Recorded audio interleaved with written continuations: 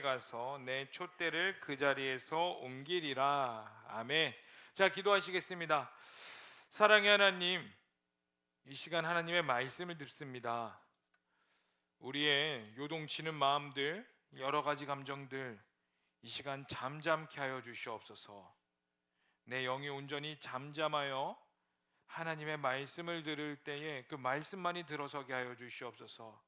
하나님의 말씀이 필요합니다.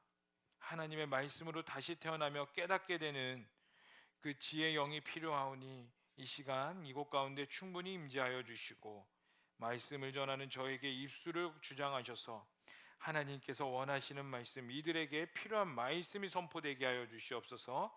이 모든 것을 믿고 살아계신 예수님의 이름으로 기도합니다. 아멘. 자, 우리 제목 한 목소리로 읽겠습니다. 시작. 잃어버려도 목숨을 걸고 다시 찾아야 하는 것. 다시 한 번 더. 제목이 좀 비장하죠? 도대체 뭔가?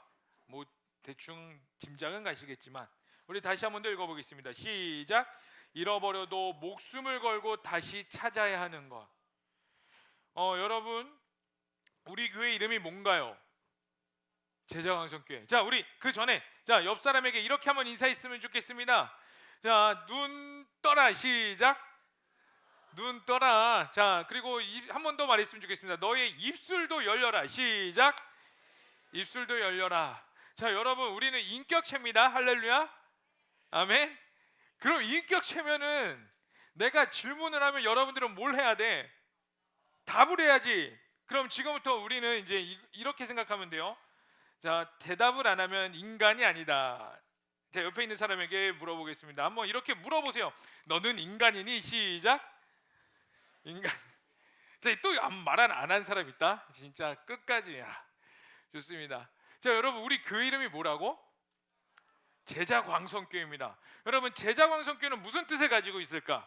그냥 우리 목사님이 잠자다 딱 일어나가지고 제자광성교회, 아니면은 뭐 제비뽑기 해가지고 뭐 하나씩 해서 제자광성교회 이렇게 됐을까요?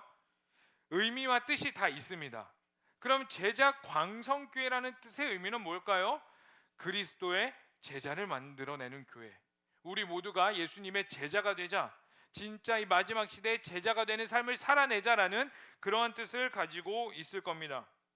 여러분, 그래서 우리 교회의 뜻은 뭐냐면은 예수님의 제자가 되어야 한다라는 것을 목적을 두고 목사님께서 목회하고 계시고, 또 그거에 대해서 여러분들이 100% 동일하든 동일하지 않든 어쨌든 우리 교회에 와서 예배를 드리고 있습니다. 여러분, 인생을 살다 보면 보세요. 참 뭘 느끼냐면은 하나님의 행하심이 오묘하고 놀랍기도 해요. 신비하기도 합니다. 왜냐하면 우리 가운데 우연이라고 생각되는 일들이 하나님의 관점과 하나님의 역사로 봤을 때 결코 우연이 아니라 하나님께서 만들어 가시는 일임을 깨달을 때에 그 하나님의 역사와 하나님의 우리에게 드러내시는 길은 참 오묘하다는 것을 느끼게 돼요. 그런 의미에서 바라보면은 세상에 수많은 교회가 있습니다. 여러분, 일산만 해도 얼마나 큰 교회가 있는지 몰라요. 저희 교회보다 크고 화려하고 멋진 대형 교회들이 굉장히 많습니다. 그런데 각 교회마다 하나님께서 주신 은사와 부르심이 있어요. 아멘. 그런데 여러분, 우리 교회만에 하나님께서 주신 은사와 부르심이 있습니다. 그 말의 뜻은 뭐냐면요, 이 제자광성교회만에 하나님께서 주신 은사와 부르심이 있고, 이 부르심이 있는 교회에 여러분들이 청년부로 하여금, 커버넌트로 하여금 이 교회를 다닌다라는 것은 무엇을 뜻하냐면 하나님께서 우리 교회에 부르신 은사 가운데 여러분들이 동참하기를 원하신다라는 거예요. 다시 말해서 여러분들이 단순히 이곳에서 예배하고 그냥 뭔가 셀 모임하고 교제하는 것들이 오늘 한 주 예배 잘 드렸다, 한 주 셀 모임 잘했다, 오늘 은혜 받았어, 그게 거기서 끝나는 것이 아니라 하나님께서 세우신 영적 권위 아래에서 이 제자광성교회 부르신 은사와 뜻 가운데 여러분을 동참시킴으로써 여러분들이 이 시대 가운데 그렇게 살기를 원하신다라는 마음이에요. 아멘. 여러분, 그러므로 예배 대충 드리지 마세요. 여러분들 성장해야 됩니다. 영적으로 여러분 분명히 성장하셔야 돼요. 제가 누누이 말씀드리지만 여러분들 성장하지 않고서는 우리는 이 시대 가운데 하나님의 말씀으로 살아낼 수 없어요. 여러분들이 나는 지금이 좋아요, 지금이 평안해요 하는 순간, 그때부터 여러분들의 영적인 것들은 보이지 않게 조금씩 무너지게 됩니다. 왜요? 우리가 가만히 있는다라는 것은 무엇을 뜻하냐면, 우리의 삶이 하나님께 향하는 것이 아니라 자연스럽게 죄 가운데 더욱 더 나아가게 된다는 거예요. 왜요? 우리가 죄인이기 때문에. 여러분, 이거 분명히 인지하시길 바랍니다. 여러분, 우리는 죄인이에요. 아멘. 여러분들이 얼마나 큰 죄인인지를 깨달을수록 은혜가 더하게 되는 거예요. 나는 적당한 죄인인데요. 나는 세상 사람들보다 뭐 그렇게 악한 생각을 하고 뭔가 극악무도한 죄를 짓지 않았는데요. 아니요, 여러분.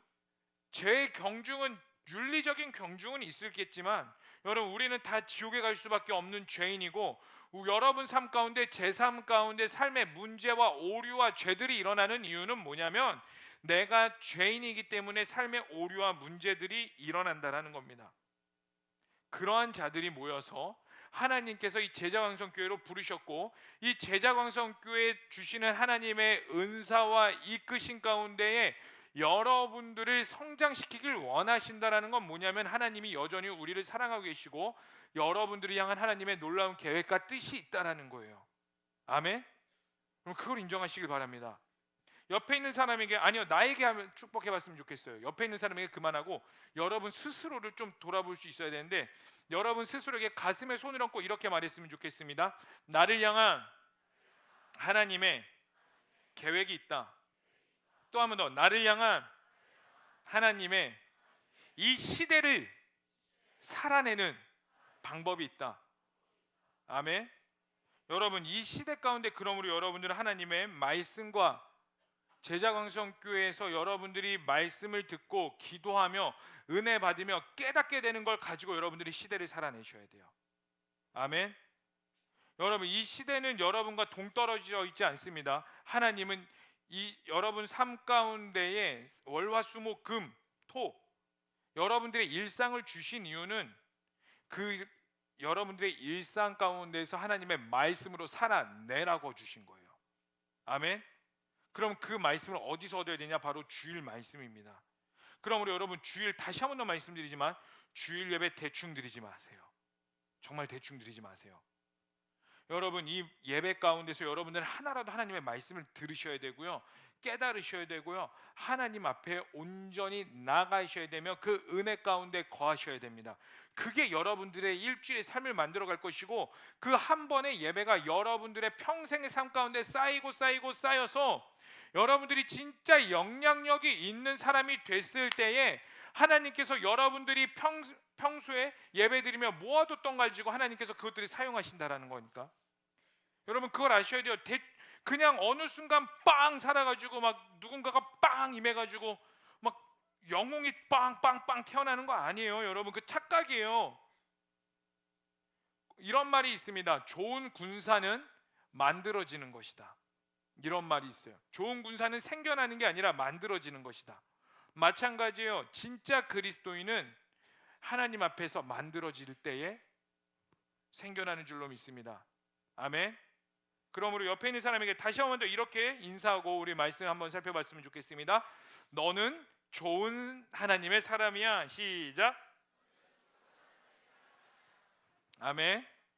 여러분, 그럼 좋은 하나님의 사람, 진짜 하나님을 따라가는 사람을 우리는 제자라고 말합니다. 여러분, 우리가 오늘부터 이제 12월까지 살펴볼 말씀은 요한계시록의 말씀이에요.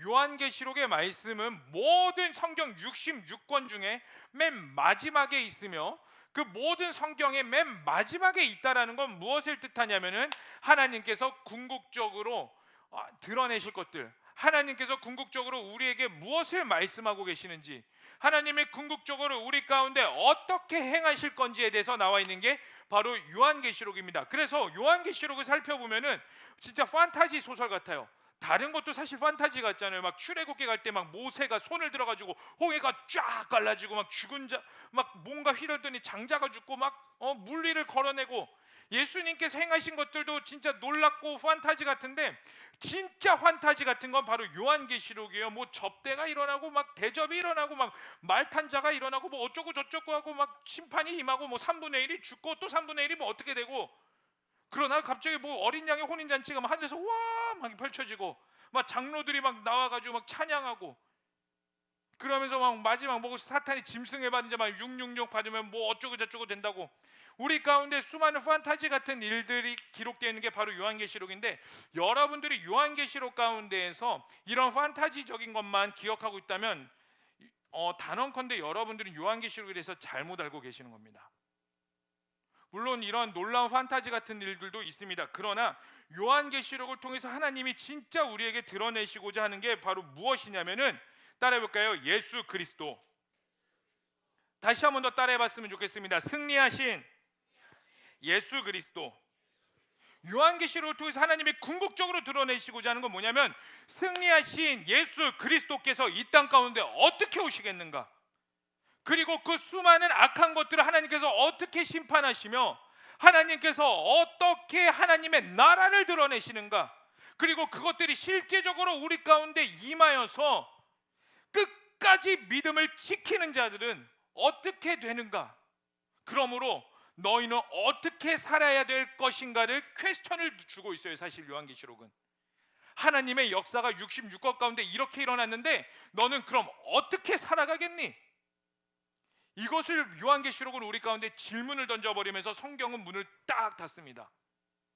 동일해요. 여러분들에게도 이 질문을 주고 있습니다. 예수 그리스도가 승리했대. 예수를 믿는 자는 심판을 받지 않고 영원토록 하나님과 저 천국에서 낙원 가운데 영원토록 하나님과 누리겠대. 그리고 예수님은 다시 오심으로 모든 것들을 끝내실 거야.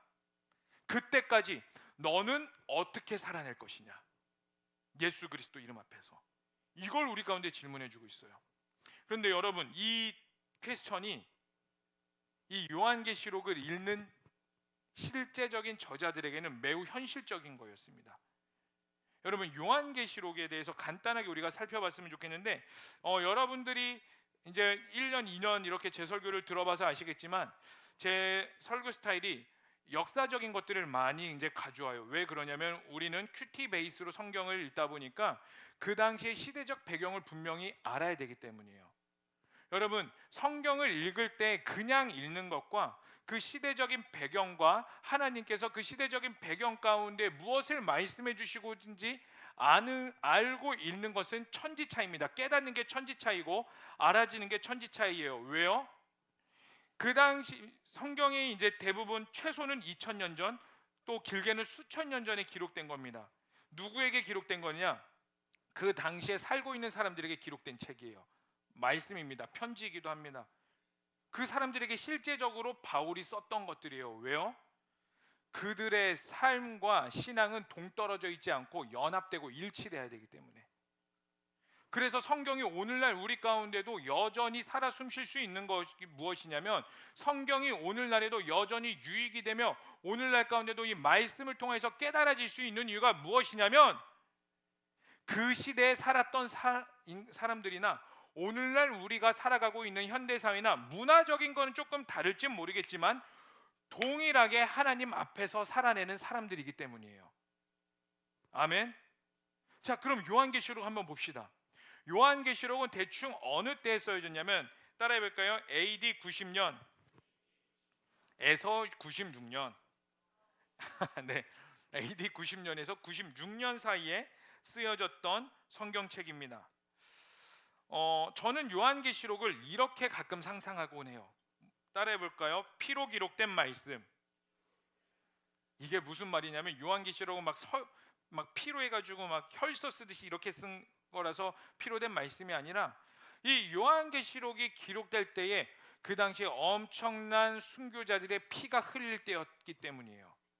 이게 무슨 말이냐면, 요한계시록은 이제 요한이 하나님께 음성과 환상을 받아서 기록한 책인데, 그 당시 로마 황제는 누구였냐면은, 따라해 볼까요? 도미티안 황제.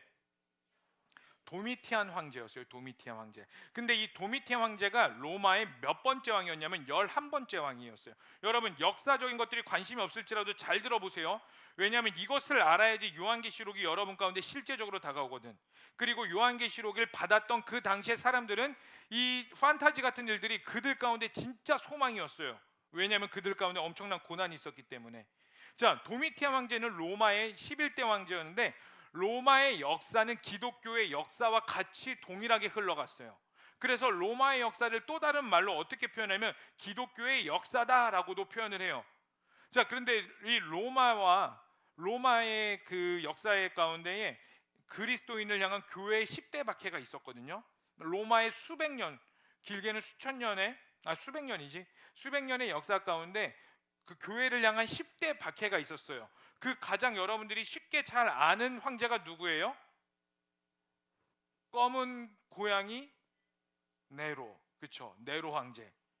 여러분, 껌이 뭘로 만드는지 아세요? 껌은 뭐로 만들어졌는지 아세요? 모르지. 고양이 뇌로 만들어졌어요. 그래서 이런 노래가 있지. 검은 고양이 뇌로. 자, 보세요. 자, 웃어. 다 웃어. 봐봐. 이 네로 황제, 우리가 잘 알고 있는 이 네로 황제가 자, 봐, 이제 그 머릿속에 이제 기도하다가 피식한다. 이제 검은 고양이 네로. 이제 분명히 집에 가서 자기 전에 한 번씩 웃고 잔다 이제. 그리고 엄마한테 말할 거, 엄마 껌은 뭐로 만들었는지 알아? 막 이러면서. 자, 보세요. 우리가 잘 알고 있는 이 네로 황제도 교회를 엄청나게 핍박했거든요. 그래서 우리가 잘 알고 있는 이 사도 바울도 이 네로 황제 시절에 붙잡혀서 처형당했어요. 그런데 이 네로 황제보다 더 심한 박해가 있었는데 그때가 언제냐면 방금 말씀드렸던 도미티안 황제가 집권했을 때. 이 도미티안 황제가 집권했을 때가 바로 요한계시록이 기록됐을 때인데 얼마나 극심한 박해가 있었냐면 보세요. 한번 그 로마 원형 경기장 한번 보여주시겠어요? PPT. 지난번에도 보여드렸는데 이제 대표적인 로마 박해하는 내용이 여기 있습니다. 자, 이 도미티안 황제가 수많은 그리스도인들을 여기에 박았어요. 근데 사실 이 원형 경기장에 믿는 자들을 박은 황제는 다 비슷했어요. 그런데 도미티안 황제만의 독특한 역사가 있는 게 무엇이냐면 도미티안 황제가 어느 날 백성들과 원로원 앞에 이렇게 말하는 거예요. 자, 여러분, 저는 사람이 아닙니다. 웅성웅성 되는 거예요. 로마 시민들이. 아니, 뭔 소리 하는 거예요? 저 황제가 드디어 미쳤나? 저는 사람이 아니라 사실 신이었습니다. 이렇게 말하는 거예요. 자, 만약에 우리나라 대통령이 갑자기 국민 담화 열면 속보 이러면서 그 우리나라 대통령이 약간 이렇게 삐딱하게 말하잖아요. 또 이렇게 제가 사실 신입니다. 이러면 여러분들 어떻게 반응하시겠어요? 국민들 막 국회에서부터 다 들고 나서 탄핵시켜야 된다, 뭐 해야 된다, 미쳤다, 안 된다, 막 바로 탄핵시킬 겁니다. 근데 여러분 놀랍게도 로마 사람들이 이 도미티안 황제가 갑자기 여러분 저는 사람이 아닙니다, 신입니다, 이 말에 환호성을 하기 시작해요. 왜요? 그것도 또 하나의 비하인드 스토리가 있는 게 뭐냐면 로마 황제들이 죽으면은 어떻게 했냐면은 그 황제가 죽으면은 죽고 난 후에 그 황제를 신으로 승격화시켜요. 그러니까 사실 로마 사람들에게 이 도미티안 황제가 신이라고 하든 안 하든 크게 중요하지 않아요. 왜냐하면은 어차피 저 황제도 죽으면 신이 될 거니까.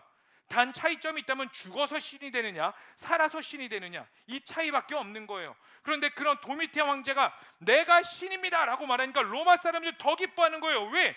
야, 드디어 우리가 살고 있는 이 강력한 로마는 신이 다스리는 나라야. 우리 로마는 무너지지 않아. 우리 로마는 강성할 거야. 우리 로마는 튼튼해. 왜냐하면 신이 왕으로 다스리는 나라니까 그 어떤 나라도 우리나라를 범접할 수 없어. 그게 로마 사람들의 생각이었다고. 그런데 그러면 도미티안 황제가 신이니까 사람들에게 무엇을 요구해요? 너희는 나에게 와서 절을 해라. 절을 해라. 근데 유일하게 반대하는 집단이 누구예요? 여러분들 잘 알다시피 예수 그리스도를 따르는 그리스도인들만은 그 로마 신 도미티안에게 절하지 않아요. 그러니까 당연히 이 로마 원형 경기장에 잡아서 없앱니다. 그런데 여러분, 제가 말하고 싶은 게 바로 여기 핵심이 있습니다. 이 원형 경기장 가운데에 어떠한 일을 벌이냐면은 너무나 잔인하게 수많은 그리스도인들을 잡거든요. 그리스도인들을 잡으면서 그리스도인들에게 어떤 것을 행하냐면 너 예수를 부정해라, 예수를 욕해라, 그럼 살려주겠다. 그럼 그 가운데 믿음을 지키는 자들은 처형을 당하고 저기의 원형 경기장 안에 들어가고, 배교한 자들을 어떻게 하냐면 이 원형 경기장 맨 앞줄에 세워요. 맨 앞줄에 앉게 합니다. 그리고 여기 이 원형 경기장 안에서 사자에게 사로잡히거나 아니면은 어떠한 일을 벌이게 하냐면은 그 원형 경기장 안에서 로마 그리스 신화를 몸으로 재현하게 해요.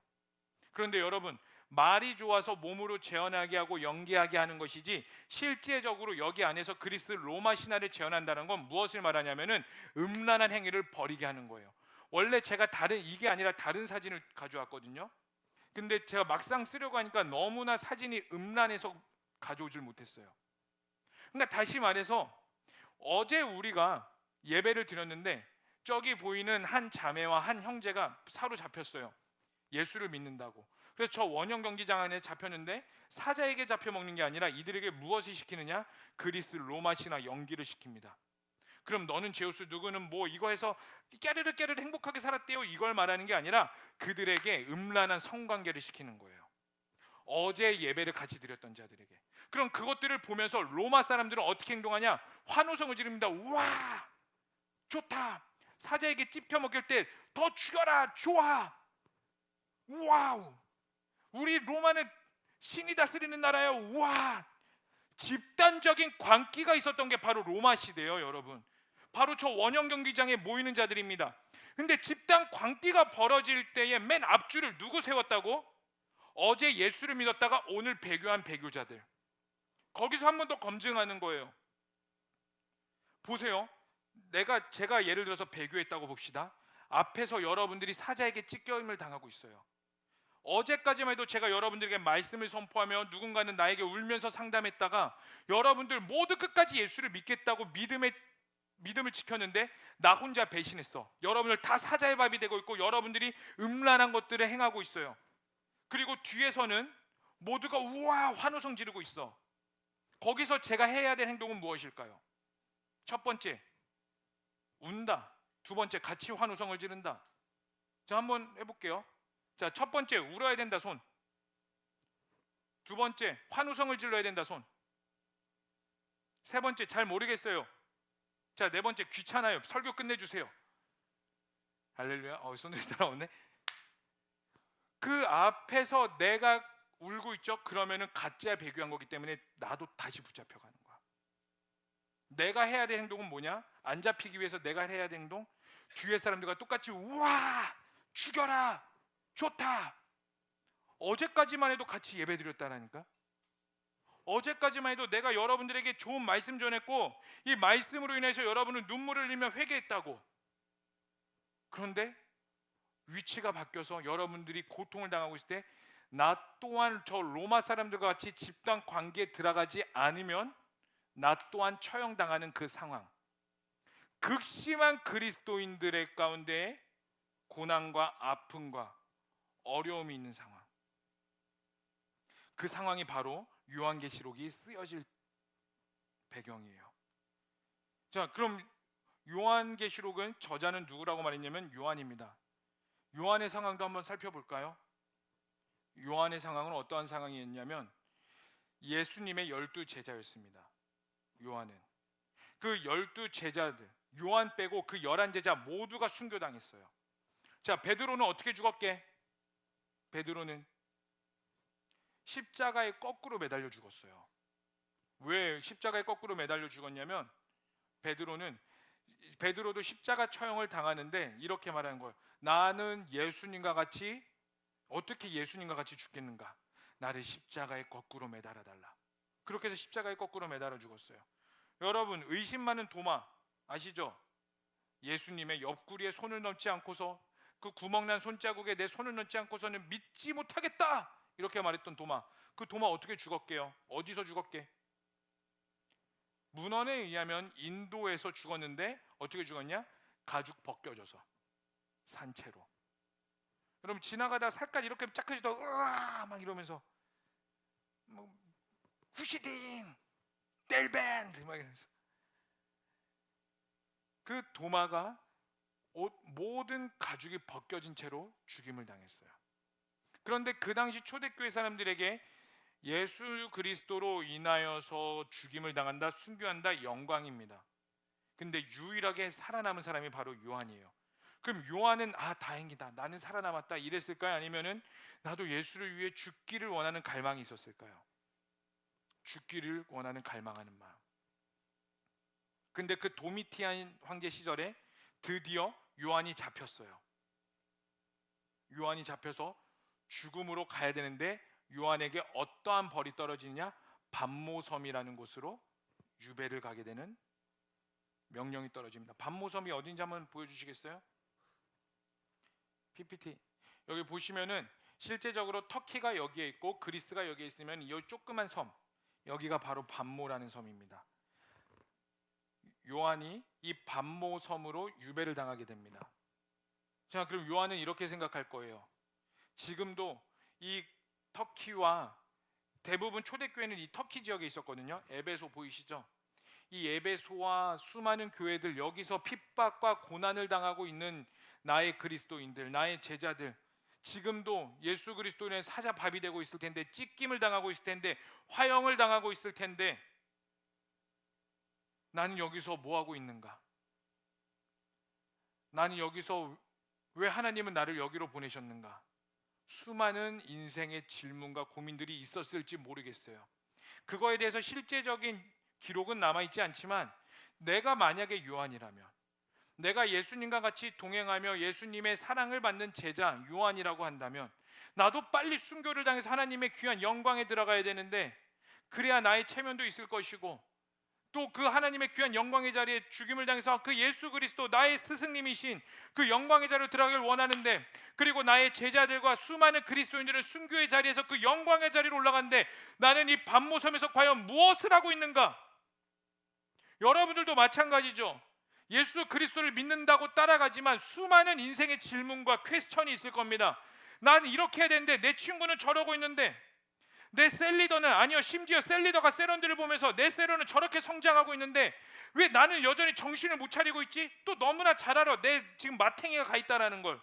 그럼에도 불구하고, 마탱이가 가 있음에도 불구하고 빨리 회복해야 되는 줄 알면서도 기도하는데, 기도하면 하나님의 은혜를 주시면 좋겠는데 은혜가 없단 말이지.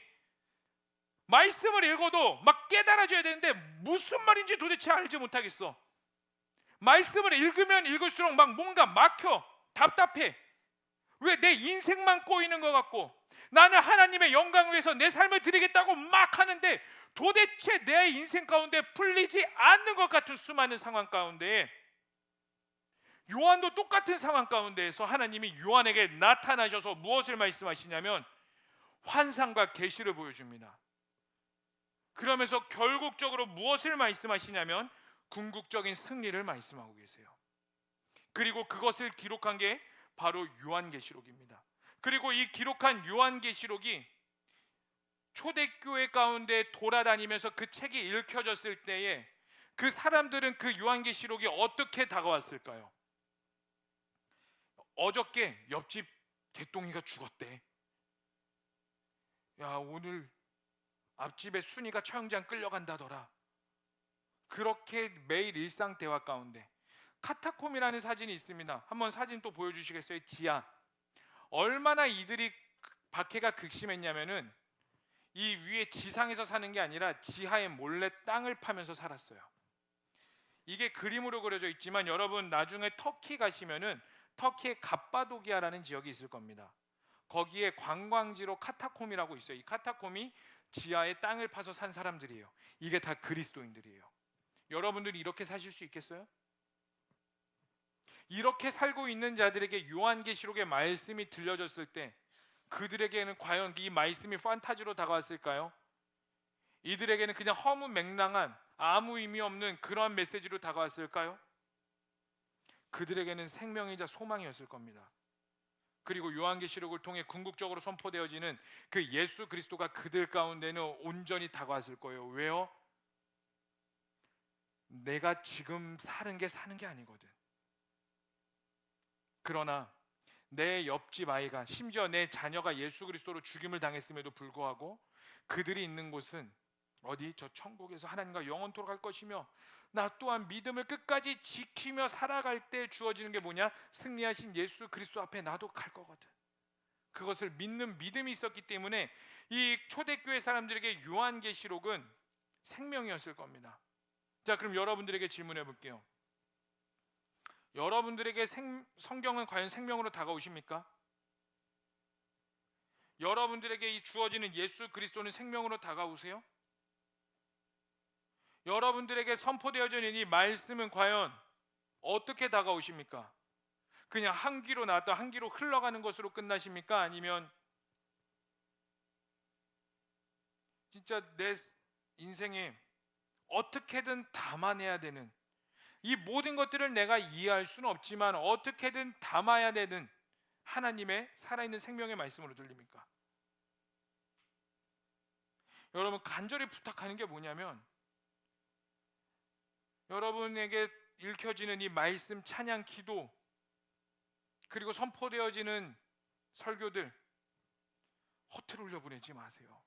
만약에 여러분들이 그것들이 허투루 흘려보내진다 그러면은 여러분들 정말 죄송하지만 여러분 인생이 평안하다는 거야. 여러분 인생이 하나님 앞에서 고난과 시름이 없었다라는 거예요. 이걸 또 다른 말로 해볼까요? 여러분들이 하나님 앞에 진짜 시름해 본 적이 크게 많이 없다라는 거예요. 사랑하는 청년 여러분, 이 시대를 살아내셔야 돼요. 여러분, 어떻게든 살아내셔야 됩니다. 제가 예전에 이런 말 한 것 같아요. 오늘 말씀이 조금 제가 준비한 거와는 반대로 흘러가고 있는데 그냥 흘러가는 대로 해보고 정시에는 끝내드릴게요. 반주 좀 해주세요. 이제 50분이 시간이 오늘 진짜 빠르다. 제가 이런 말을 했던 것 같아요. 여러분들에게 무슨 말을 했냐면, 로마 시대에 살았던 그리스도인들이 육체적으로 엄청난 박해를 받았지만 그들의 영적인 삶은 명확했어요. 왜요? 내가 예수를 믿으면 핍박을 당하지만 그로 인해서 그 핍박 가운데에서 나와 하나님은 더 친밀해졌거든. 명확했어. 육체적으로는 고난을 당했을지라도. 그런데 오늘날 우리의 삶은 명확한 게 없어요. 사탄이 더욱더 우리를 흐리멍텅하게 할 겁니다. 사탄이 더욱더 우리를 흐리멍텅하게 만들어 갈 거예요. 그러면서 우리의 삶이 평안하며 오히려 더 평안하게 만들고 윤택하게 만들 거예요. 여러분, 예수를 잘 믿어서 복 받는다? 여러분, 그 사실 그거 좋은 거 아니에요. 제가 전에도 말씀드렸지만 하나님에게 복은 무엇이냐면 나의 무릎을 쳐 꼬꾸라뜨려서 엎드리게 한다는 게 복이에요. 여러분, 예수 잘 믿음으로써 내 삶이 윤택하는 거 아니에요. 여러분, 사실 그게 진짜 복이 아닐지도 몰라요. 그게 진짜 좋은 게 아닐지도 모릅니다. 내 삶이 윤택해짐으로써 내 삶에 예수 그리스도를 증명한 것들이 다 사라지고 있거든. 내 삶이 평안하죠. 그럼 여러분 삶 가운데 내 삶에서 예수 그리스도를 드러낼 게 많이 없어. 내가 잘 됨으로써 하나님이 나에게 복 주셔서 저는 이렇게 평안해졌어요. 여러분, 그게 얼마나 무서운 건지 알아? 물론 그럴 수도 있지. 그렇게 만들어 가실 수도 있지. 그러나 여러분과 하나님과의 관계는 명확히 할걸? 정확할걸? 내가 진짜 하나님 앞에서 거룩하게 세워져 있는지, 아니면 남들에게 나이스한 모습으로 세워져서 이렇게 성장하고 있는지 여러분들은 분명히 알 겁니다. 여러분들에게 주어진 이 삶을 어떻게 살아가시겠어요? 로마 시대를 그 당시에 이 도미티안 황제가 집권하던 당시에 그리스도인들에게는 이러한 질문이 많았을 겁니다. 나는 왜 예수를 믿어야 하는가? 나는 왜 교회를 다녀야 하는가? 이 질문이 그들에게 아주 피부로 명확하게 다가왔을 거예요. 왜요? 바로 핍박이 앞에 있으니까, 환난이 바로 내 앞에 있으니까.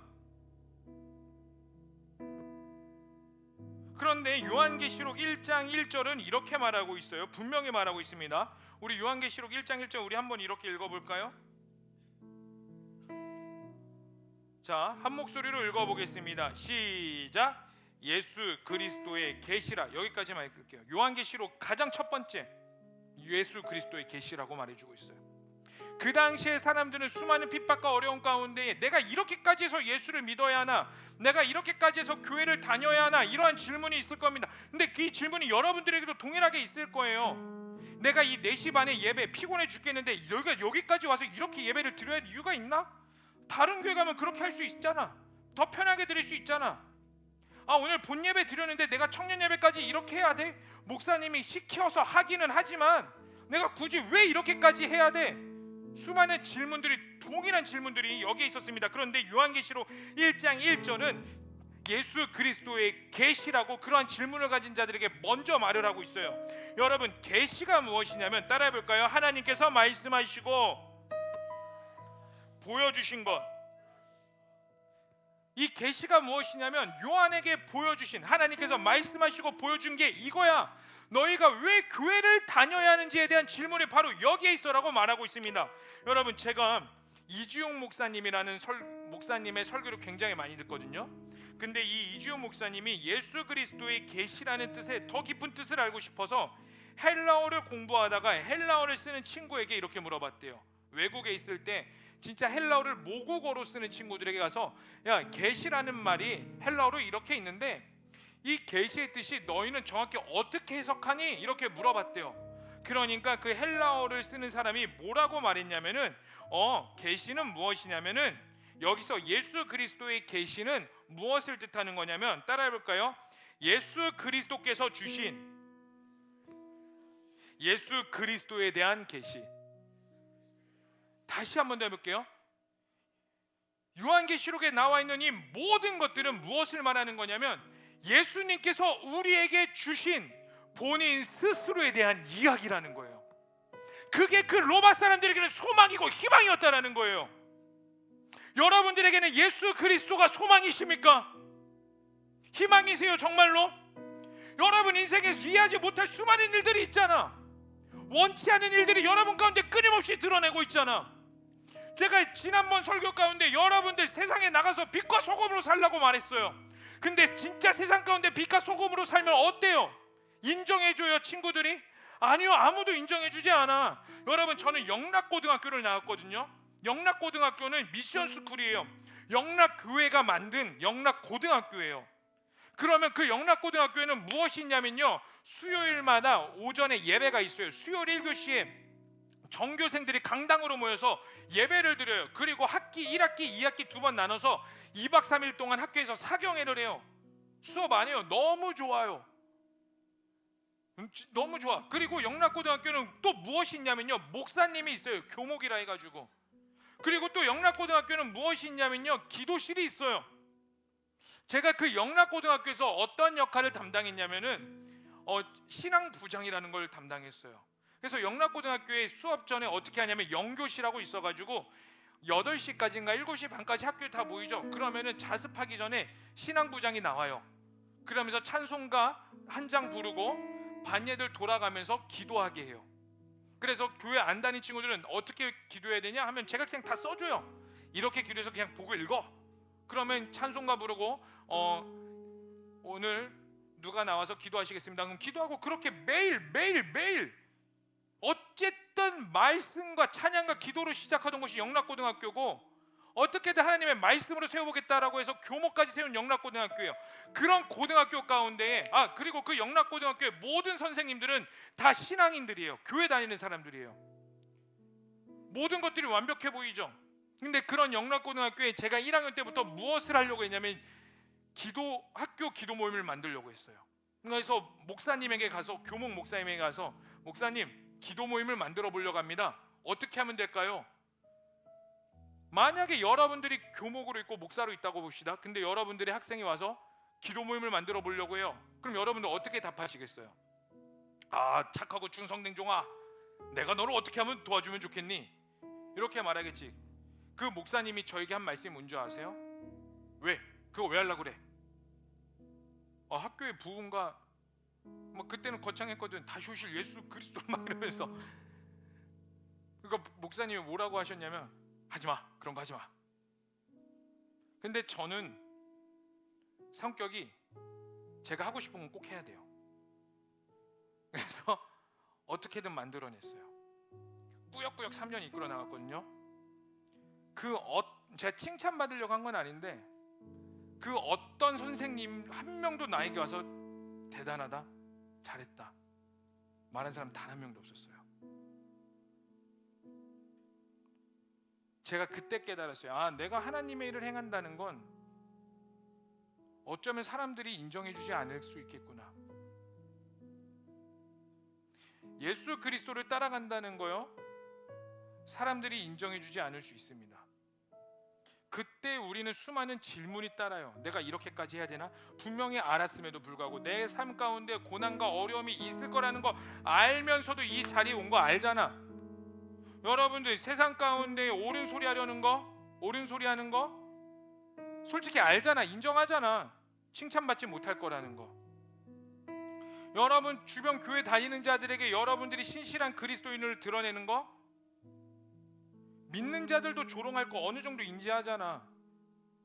그런데 막상 그 길을 걷다 보면 어때요? 내가 이렇게까지 하는 게 맞나? 이렇게까지 해서 내가 얻는 게 무엇이지? 내가 이렇게까지 교회를 다녀야 하나? 이러한 수많은 질문 가운데에서 하나님께서 요한에게 보여주신 건 뭐냐면, 너의 제자들과 너의 친구들이 다 고난을 당하고 어려운 가운데 있을지라도 내가 너를 밤모섬에서 불러내어 나에 대한 계시를 기록하렴. 이 계시의 말씀이 그들에게는 생명이 될 것이며 그들에게는 소망이 될 것이니 너는 너의 삶 가운데 부르신 가운데 너의 충성을 다하며 살아가렴.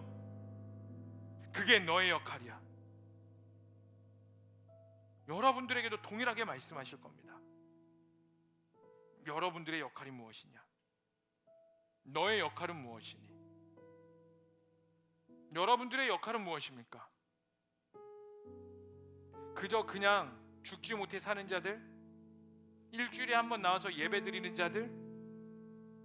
그냥 멋대로 살아가는 자들? 어떠한 자들이십니까? 근데 여러분, 끝까지 예수 그리스도를 따라가는 자들은요,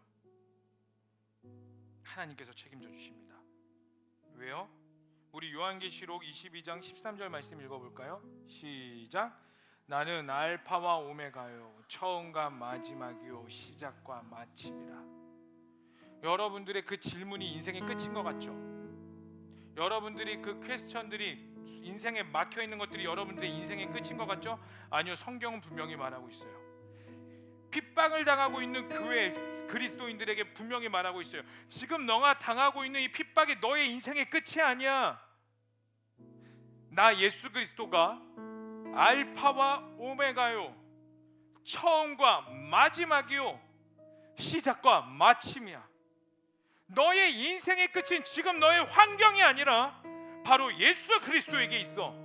그러니 사랑하는 나의 자녀야, 사랑하는 나의 아들과 딸아, 지금 너의 삶이 인생의 끝인 것 갈지라도 아니야. 그곳 가운데서 끝까지 예수를 믿으렴, 신뢰하렴. 나 그 끝은 누구에게 있느냐? 바로 나에게 있다. 너는 어떻게 살아가겠니? 너는 어떠한 믿음을 가지며 살아가겠니? 끊임없이 우리에게 질문하고 계십니다. 그러면서 요한계시록이 이 예수 그리스도의 계시와 그것들을 증언하면서 어떻게 하느냐? 바로 7교회 편지를 하거든요. 자, 7교회가 나와 있습니다. 여러분, 여기가 터키라는 지역에 7교회, 버가모, 서바나, 에베소, 라우디게아, 빌라델비아, 사데, 두아디라 7교회가 있거든요. 근데 여러분들은 이 큐티라면서 7교회를 읽어 나가실 겁니다. 근데 이 7교회를 읽어 나가실 때 이 교회는 이랬구나, 저 교회는 저랬구나, 절대로 그렇게 읽으셔서는 안 돼요. 7교회에게 하시는 말씀이 바로 나에게 하시는 말씀으로 들으셔야 됩니다. 실제적으로 여러분들에게 하시는 말씀이에요. 왜요? 우리는 예수 그리스도의 핏값으로 살게 된 몸된 교회이기 때문에. 이 7교회에게 하시는 말씀이 그냥 단순히 착하고 잘했고 못했고 이것들을 나눠서 그런 게 아니라 이 마지막 때의 핍박과 환난과 어려움과 진짜 끝이신 예수 그리스도를 향하는 이 길 가운데 너는 교회로서 어떻게 살아야 될 건지에 대해서 말을 해주고 있는 거예요. 그리고 오늘 우리가 읽은 본문이 바로 에베소 교회 가장 첫 번째로 하나님이 말씀하신 겁니다. 저는 에베소 교회에 왜 하나님이 에베소 교회를 가장 먼저 말씀하셨고 에베소 교회의 두드러진 특징이 첫사랑을 회복하라거든요. 왜 하나님께서 첫사랑을 회복하라고 하셨을까? 이 질문 앞에서 그냥 고민하다가 내 나름대로 내린 결론이 무엇이냐면, 이 고난과 어려움과 핍박과 환난과 이해할 수 없는 수많은 환경 가운데 그럼에도 불구하고 너가 수많은 열심과 능력이 있음에도 불구하고 너가 끝까지 붙잡아야 되는 게 무엇이냐면 하나님 사랑하는 거. 너의 인생의 끝에 한 가지가 남는다면 무엇이 남아야 되냐면 하나님 사랑하는 거. 너의 열심의 근원이 무엇이 되어야 하니? 하나님 사랑. 너의 인생의 목표가 무엇이 되어야 하니? 하나님의 사랑. 너의 인생 가운데 버티고 견디고 해야 되는 그 근거가 무엇이니? 바로 하나님의 사랑이야. 그러니 사랑하는 내 아들과 딸아, 내가 너를 만나줬던 그 사랑을 잃지 마렴. 이걸 끊임없이 애절하게 말씀하신 거라고 저는 너무나 많이 느껴져요. 여러분, 우리가 예수 그리스도의 계시의 삶을 받으면서 우리에게 이해할 수 없는 수많은 인생의 환경을 살아나면서 수많은 퀘스천을 하게 될 겁니다. 여러분, 더 많은 질문을 하나님께 드리게 될 거예요. 인생을 살면서 또 살면서 그 십자가의 길을 걸어가면서 여러분들은 알매도 불구하고 도대체 왜 나에게 이러한 일이 일어납니까? 하나님, 나에게 무엇을 말씀하시고 계십니까? 이러한 질문들이 굉장히 많이 일어날 겁니다. 그때에 하나님이 우리에게 말씀하시는 건 동일해요. 너 나 끝까지 사랑하렴. 나 끝까지 사랑하렴. 여기서 하나님을 사랑한다는 게 무엇인지 온전히 이해가 안 가는 친구들도 있을 거예요. 그러한 친구들, 하나님 만나셔야 돼요. 여러분들이 하나님을 만나야 되는 이유가 바로 여기에 있어요. 하나님의 사랑을 알기 위해서. 여러분, 하나님 만나셔야 됩니다. 오늘 기도하실 때 간절히 구하세요. 그 사랑이 가장 중요하다고 하는데, 하나님, 저 그 사랑 좀 알려주세요. 여러분 가운데 하나님을 향한 사랑이 잃어버린 자들 계십니까? 그러면 또 간절히 구하는 거예요. 그 그리스 로마 시대에 살았던 사람들, 여전히 핍박 가운데에 수많은 질문이 있었지만 그들 가운데 하나님이 가장 먼저 하신 말씀이 첫사랑을 잃어버리지 마라. 여러분, 어떻게 이제 여러분들은 반응하시겠습니까? 이 말씀 앞에 여러분들은 어떻게 응답하시겠어요? 여러분, 인생은 어차피 비극이에요. 비극.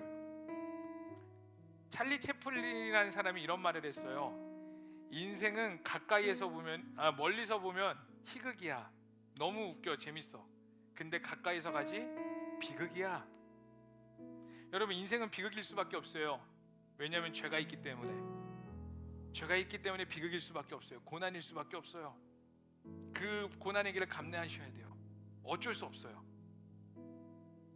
그러나 그 끝에 알파와 오메가요, 처음과 마지막이요, 시작과 마침이 되시는 예수 그리스도가 우리 가운데 있습니다. 그 길을 어떻게 걸어가시겠어요? 하나님 사랑.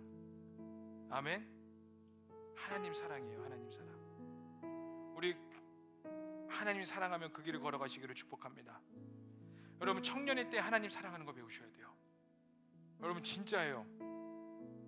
이 신앙을 극복해내는 노하우를 배우지 마세요. 이때 가면은 여러분, 지금 청년 때 하나님 사랑하는 거, 나 진짜 하고 싶은 말 너무 많은데 이것만 말하고 기도하자. 시간이 다 됐으니까. 근데 진짜 아이고 주님, 여러분 인생에 청년 때에 고난을 극복하는 스킬을 배우지 마세요. 노하우를 배우지 마. 하나님 사랑하는 걸 배워야 돼요. 여러분, 그게 정답이에요. 그게 정답. 여러분, 청년 때 그 하나님 사랑하는 법 잃어버리고 그냥 사람과 관계 맺으며 처세술 배우죠. 하나님 앞에서 올바로 서지 못해요. 한 살이라도 더 순수할 때, 여러분들이 하나님 앞에 한 살이라도 더 순결할 때 하나님 사랑하는 거 배우세요. 하나님 사랑하는 것을 선택하셔야 돼요. 아멘. 정말 아멘이세요?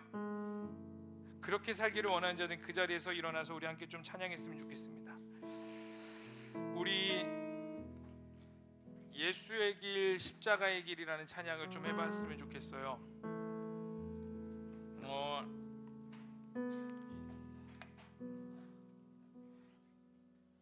이 가사가 이런 말이 있어요. 안개 속에서 주님을 보내 아무도 없을 것 같던 그곳에서, 이렇게 시작하면서 후렴에 이렇게 고백해요. 예수의 길 그 좁은 길 나는 건네 주 손잡고, 그 무엇도 두렵지 않네 주님 주신 약속 내게 있으니. 그 십자가의 길, 그 고난의 길이 여러분들이 붙잡아야 될 손이 뭐냐면 하나님 사랑입니다.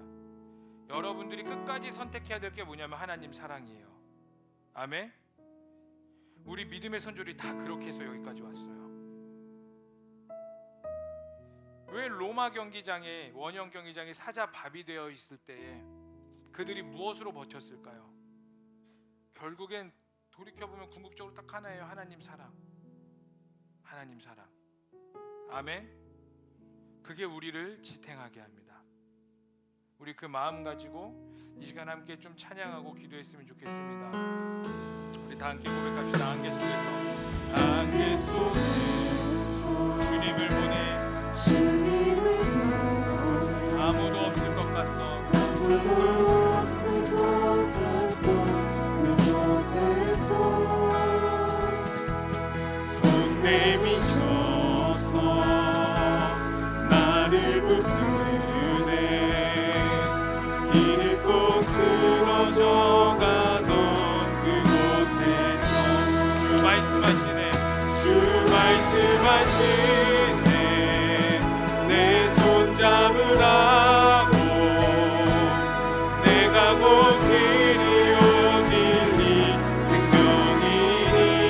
난 주님을 보내. 주 예비하시고 다른 길로 돌아서지 않으리. 예수의 길 그 좁은 길 나는 건네 주 손잡고. 그 무엇도 두렵지 않네. 주님 주신 약속 내게 있으니. 세상의 길 그 험한 길 승리하네. 성령으로 그 무엇도 바라지 않네. 저 하늘에 내 손만 있으니. 우리 처음부터 고백했으면 좋겠습니다. 여러분, 우리 처음부터 고백할 때 우리 하나님께 전심으로 나가는 거예요. 핍박 가운데 있었던 그 로마 사람 기독교인들이 하나님 앞에 끊임없는 하나님 도대체 왜입니까? 언제까지입니까? 이 질문 앞에서 요한계시록을 통하여 말씀하셨던 것처럼 여러분 가운데 수많은 질문이 있는 자들이 있을 겁니다. 하나님 언제까지입니까? 왜 나에게만? 왜 우리에게만? 왜 이 시대에? 왜 도대체 이러한 상황이 벌어집니까? 근데 그 앞에서 하나님께서 우리에게 주시는 대답은 이건 것 같아요. 너가 다 이해할 수 없지만 그럼에도 불구하고 나 사랑하니? 너 나 사랑하니? 근데 여러분들이 이 대답 앞에서 내가 주님을 사랑합니다. 이 대답이 여러분들의 수많은 의문점들을 해결하게 할 겁니다. 우리가 할 건 딱 한 가지예요. 그 십자가의 길, 그 좁은 길, 비극이라는 그 인생의 길을 걸어갈 때에 하나님, 내가 하나님 사랑하는 거 붙잡고 가게 하여 주시옵소서. 우리 그 마음 가지고 우리 다시 한 번 더 찬양하며 나아가겠습니다. 다시 한 번 안개 속에서 주님을 보내 아무도 없을 것 같던 그곳에서 손 내미셔서 나를 붙드네. 아멘. 길 잃고 쓰러져가는 그곳에서 말씀하시네. 주 말씀하시네.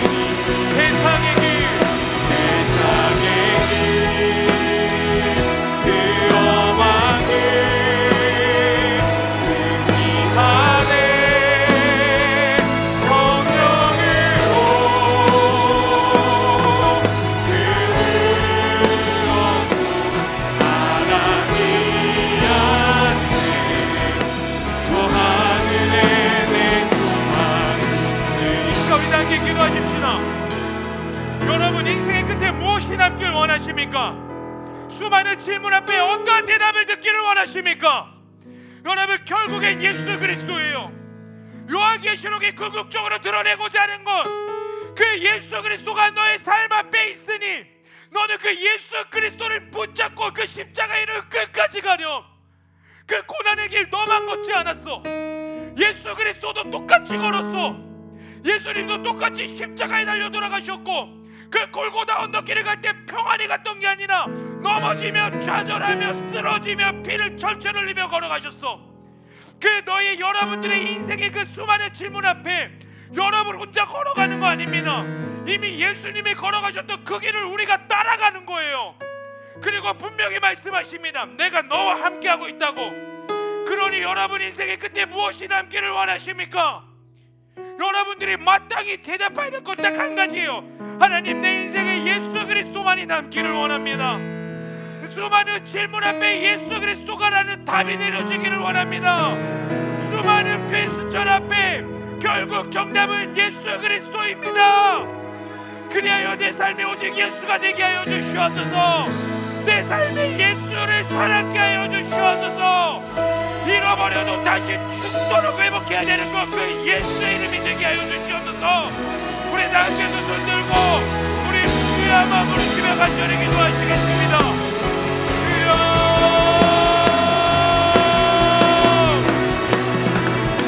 하나님, 하나님, 우리 인생에 결국 예수 그리스도가 남아야 될 줄로 믿습니다. 하나님, 예수 그리스도만이 남게 하여 주시옵소서. 우리 인생에 결국 한 가지, 오직 예수, 오직 예수, 오직 예수, 오직 예수만이 있게 하여 주시옵소서. 아바, 아바, 예수 그리스도만이 우리 가운데 있기를 원합니다. 예수만이 우리 인생의 답이 되기를 원합니다. 성령이여 임재하여 주시옵소서. 성령이여 우리와 함께하여 주시옵소서. 성령이여 우리 인생에 오직 예수만이 남게 하여 주시옵소서. 수많은 인생의 질문과 내가 이렇게까지 교회를 다녀야 하는 것인가, 내가 이렇게까지 신앙생활을 해야 되는가, 수많은 질문 앞에서 하나님이 시간 기도하는 모든 자들에게 성령으로 예수가 너 앞에 있으니, 예수가 너의 인생 앞에 있으니 그 예수를 선택해주지 않겠느냐는 이 질문 앞에 아멘으로 응답받는 자들이 되게 하여 주시옵소서. 예수를 만나주시옵소서. 하나님, 예수를 만나주시옵소서. 아바, 아바, 성령이여 우리와 함께하여 주시옵소서. 하나님, 하나님, 여기 있는 모든 청년들 가운데 임재하여 주시옵소서. 오직 예수만이 우리 가운데 정답이기를 원합니다. 예수만이 우리 인생에 남아있기를 원합니다.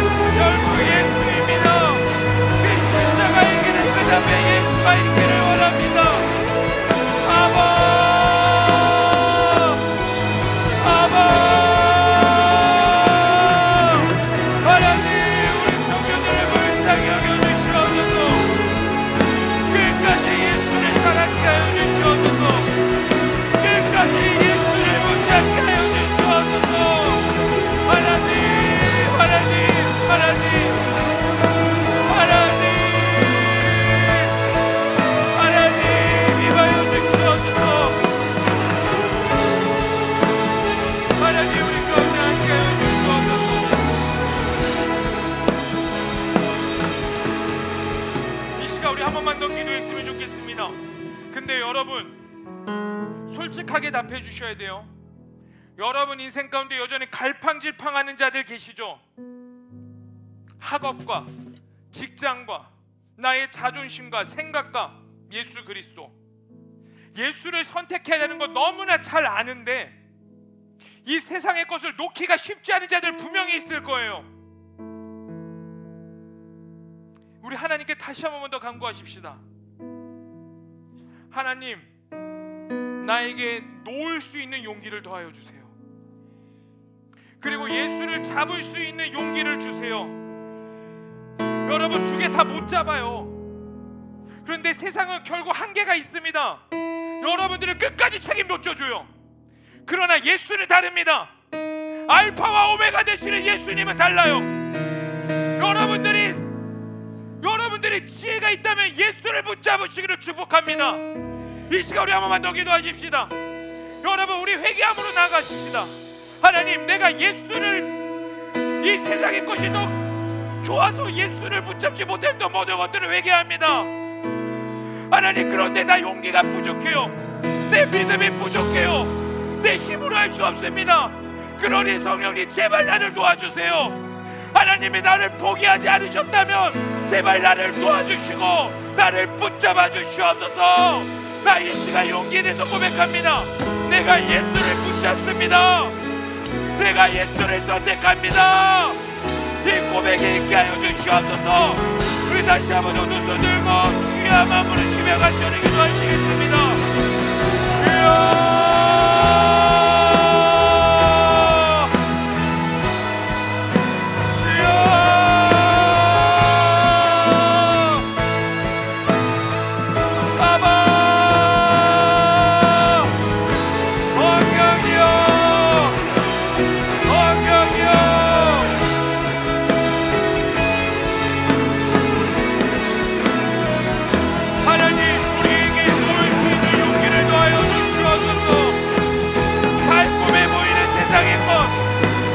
학업과 직장과 자존심과 이성 문제와 가족의 문제와 돈과 명예와 무조건 하나님 앞에 내가 우선이라고 생각해서 모든 것들 너무나 달콤합니다.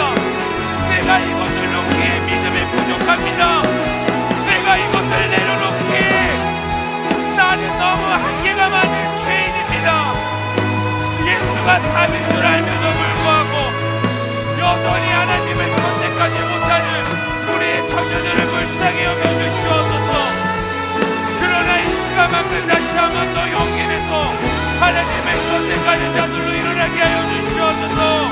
하나님을 선택하시오나, 예수를 선택하시오나, 예수를 선택하시오나, 예수 앞에 엎드릴시오나, 예수 앞에 온전히 나아갈시오나.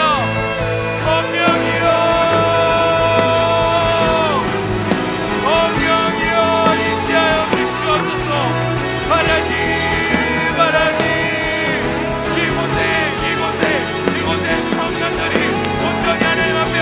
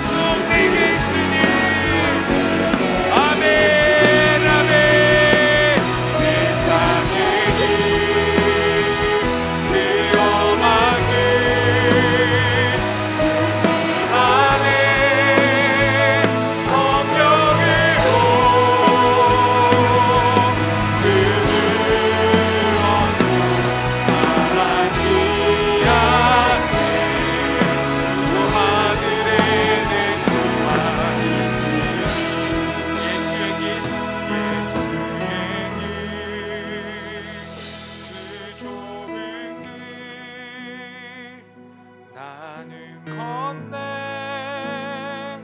주 손잡고 그 무엇도 두렵지 않네. 주님 주신 약속 내게 있으니 세상의 그 험한 길 승리하네. 성령으로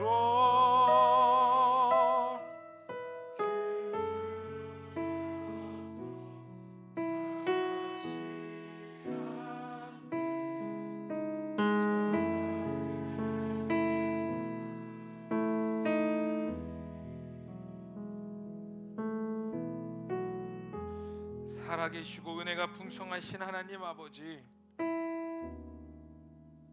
이 요한계시록이 수많은 순교자들 피 가운데 세워졌고, 여전히 내가 왜 교회를 다니며 예수를 믿어야 하는지 하는 수많은 질문 앞에 결국 예수 그리스도가 답이다. 그러니 예수를 선택하라고 답을 주는 이 말씀이 오늘날 수많은 질문을 하고 있는 청년들에게 동일하게 은혜로 내려주시옵소서. 사실 예수가 답인 줄 머리로는 아는데 온전히 이해가 되지 않는 때도 너무나 많습니다. 그러면서 끊임없이 드는 질문은 이렇게까지 해야 하는 것인가? 내가 여태까지 해왔던 신앙생활이 과연 옳았던 것일까? 나 헛물 키지 않았던 것인가? 내 인생 허비하지 않았나? 이러한 수많은 질문 앞에 다시 한 번 더 임재하여 주셔서 내가 처음과 끝이요 알파와 오메가니 너는 끝까지 나를 사랑하려, 너는 끝까지 나를 선택하려. 이 하나님의 말씀 앞에 눈물을 머금고 아멘으로 화답하는 우리 청년들로 세워지게 하여 주시옵소서. 그리하여 그 끝에 결국 예수를 보기를 원합니다. 하나님, 우리 청년들 인생의 끝에 결국 예수를 보기를 원합니다. 우리 청년들 끝에 결국 예수 그리스도가 정답으로 되어지기를 원하오니 하나님 기억하여 주시옵고 은혜 위에 은혜를 더하여 주시옵소서. 감사합니다. 주님만을 찬양합니다. 주님께서 승리하셨습니다. 이 모든 것을 믿고 살아계신 예수님의 이름으로 기도합니다. 아멘. 우리 주님께 영광의 박수 올리겠습니다. 우리가 준비한 예물 하나님께 봉헌드리며 나아가시겠습니다.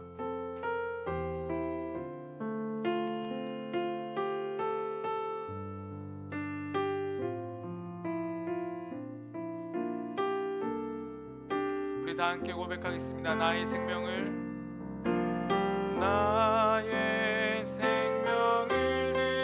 드리니 주 영광 위하여 사용하옵소서. 내가 사는 날 동안에 주를 찬양하며 기쁨의 제물 되리. 나를 받아 주소서. 살아계신 하나님, 우리가 준비한 예물 하나님께 드립니다. 흠양하여 주시고 우리 인생을 드리는 청년들에게 하나님께서 길과 진리요 생명이 되어 주시옵소서. 감사합니다. 찬양합니다. 모든 걸 믿고 예수님의 이름으로 기도합니다. 아멘.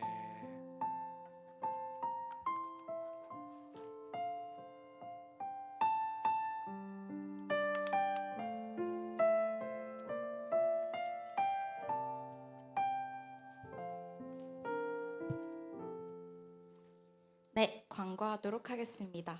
먼저 오늘부터 판매한 큐티책, 네?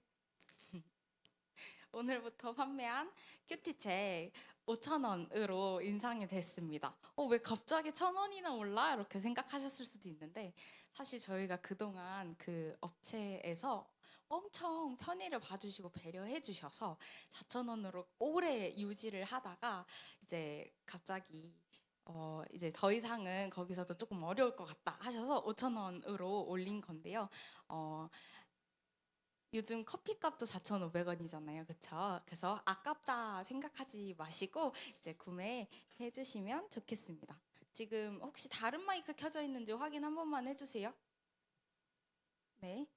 그리고 커버넌트 성경 골든벨 저희 12월 1일 다음 주일에 있습니다.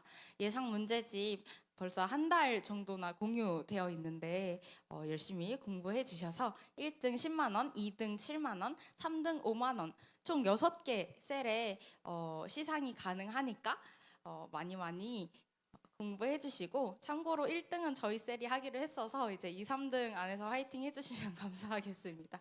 그래서 다음 주 예배는 짧게 셀끼리 잠깐 모였다가 3시 30분에 예배가 시작되고, 각 셀별로 저희 이제 의자를 다 치우고 돗자리를 깔고 이제 스케치북과 유성 매직은 저희가 제공을 해드릴 거라서 돗자리를 하나씩 꼭 가져오셔야 합니다. 본인 셀이 넉넉히 앉을 수 있을 만한 사이즈의 돗자리 꼭 챙겨주시기 바랍니다. 그리고 다음 광고, 전도축제 저희 3주 동안 미션하고 이제 그 태신자들이 있는 분들의 단톡방 안에서 미션 인증을 했는데, 오늘 예배 후에 1층 액티비티 룸 앞에서 성원규 청년에게 선물 받아가시면 될 것 같습니다. 원래는 3주차 미션 완료자에게만 선물을 주는 건데, 저희 그 운영 팀장님이셨던 그 예빈 팀장님께서 긍휼이 많으셔가지고 2주차 미션 완료자까지 같이 선물을 주기로 했습니다. 2주차, 3주차 사이에 약간의 차등은 있지만 그래도 기쁜 마음으로 선물 받아가시면 좋겠습니다. 중보기도 계속해서 목요일 저녁 10시부터 온라인으로 줌으로 또 구글 미트로 진행하고 있습니다. 많이 참여해 주시기 바랍니다. 그리고 마지막으로 담당하고 계신 박동규 청년이 이제 열심히 강조해 주셨는데요. 저희 이번 12월 22일 날 성탄전야제가 있습니다. 그래서 12월 1일부터 12월 21일까지 21일 동안 성탄전야제 데코 준비를 한다고 합니다. 작업 영역은 이성전 본당인 무대와 계단을 데코할 예정이고, 작업 날짜는 토요일, 주일에 작업을 한다고 합니다. 팀원 조건이 가위질, 풀칠, 종이 대고 따라서 그릴 수 있는 사람이라 되어 있는데, 아마 어린이집을 나온 사람이라면 누구든지 할 수 있을 것 같습니다. 그래서 좋은 추억이 되고 또 예수님의 생일 잔치를 같이 축하하는 시간이니까 많이 신청해 주시기 바랍니다. 그리고 오늘 광고 순서가 조금 꼬였는데, 우리 오늘 커버넌트에 처음 온 새 가족이 있어서 소개하도록 하겠습니다. 유현식, 이은혜 청년, 자리에서 잠깐 일어나시면 큰 박수로 환영하도록 하겠습니다. 환영합니다. 축복합니다. 이후에 또 소개할 광고가 있어서 그 광고는 목사님께서 이어서 진행해 주시겠습니다. 이상입니다.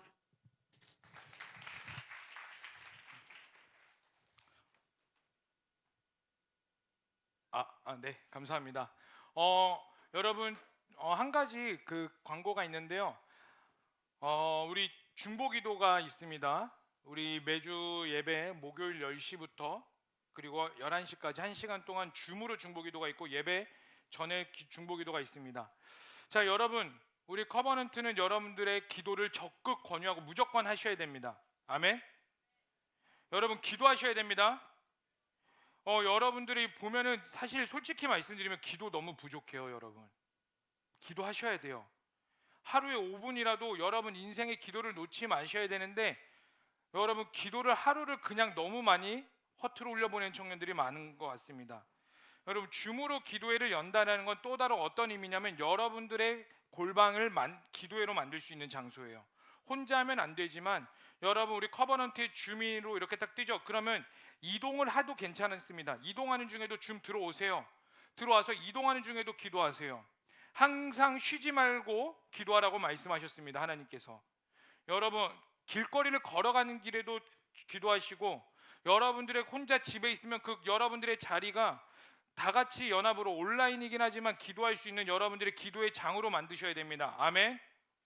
여러분, 이거는 선택사항이 아니라 무조건 하셔야 돼요. 그렇기 때문에 여러분 10시에 있는 중보기도 여러분 누구 중보기도 팀만 들어오는 게 아니라 기도해야 된다는 사람들, 나 기도해야 된다는 사람들 다 들어오셔서 함께 기도로 만들어 나갔으면 좋겠습니다. 옆에 있는 사람에게 이렇게 말할까요? 기도하자. 시작. 자, 목요일날 봅시다. 시작. 네, 그리고 이그나이트 기도에도 꼭 나오시고, 자, 태국 선교 가시는 분들 한번 손 들어 보실까요? 태국 선교. 네, 이그나이트 필참입니다. 이번 주부터 여러분들 기도하셔야 돼요. 그래서 이그나이트 태국 선교 갈 때까지 이그나이트 필참하시면서 나오시면 되겠습니다. 자, 오늘 우리 소개할 분이 있습니다. 우리 황경현 성도님과 최신의 성도님 계신가요? 네, 우리 앞으로 한 번만 모시겠습니다. 우리 큰 박수로 모시도록 하겠습니다. 네, 뭐 축복성 결혼할 때 불렀으니까 자, 무대 위로 올라와 주시고, 네, 이분들은 축복성은 안 할 거예요. 걱정하지 마. 자, 지지난 한 달 전쯤에 결혼했어요. 그리고 스위스 신혼여행을 잘 다녀오셨습니다. 여러분들도 결혼하면 스위스 가야 되죠? 너무 좋대요. 네, 스위스 가시고, 네, 이제 두 분은 결혼하셨지만 왜 이렇게 나와서 소개를 했냐면 저희 청년부에서 내년부터 이 두 부부가 커버넌트를 같이 섬겨 주실 겁니다. 우리 황경현 우리 성도님은 찬양 인도로, 우리 최신의 성도님은 중보기도 팀으로 이렇게 가장 중요한 중추적인 역할을 섬겨 주실 겁니다. 그래서 다음 주에 올 때 뭐야? 왜 있어? 우리 예배가 좋은가? 이러지 마시고 오셨어요 막 이러면서 반갑게 인사해 주셨으면 좋겠어요. 특히 우리 최신의 성도님은 이청에서 이제 수입해 왔어요. 그래가지고 우리 또 오시면은 어머 언니 막 이러면서 이렇게 반갑게 맞이했으면 좋겠습니다. 자, 우리 차렷 인사하고 가도록 하겠습니다. 차렷 인사 잘 부탁합니다. 네, 감사합니다.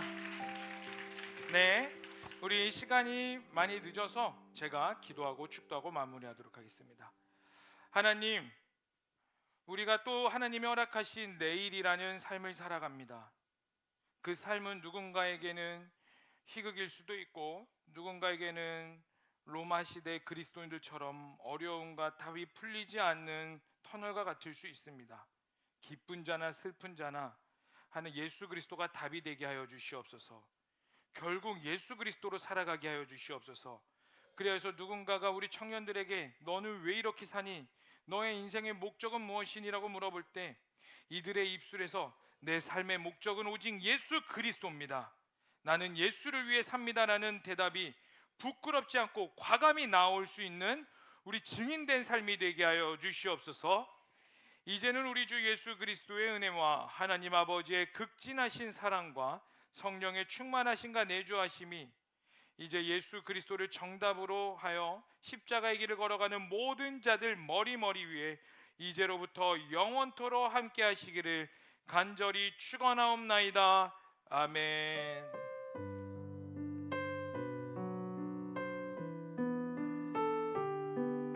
우리 하나님께 영광의 박수 올리겠습니다.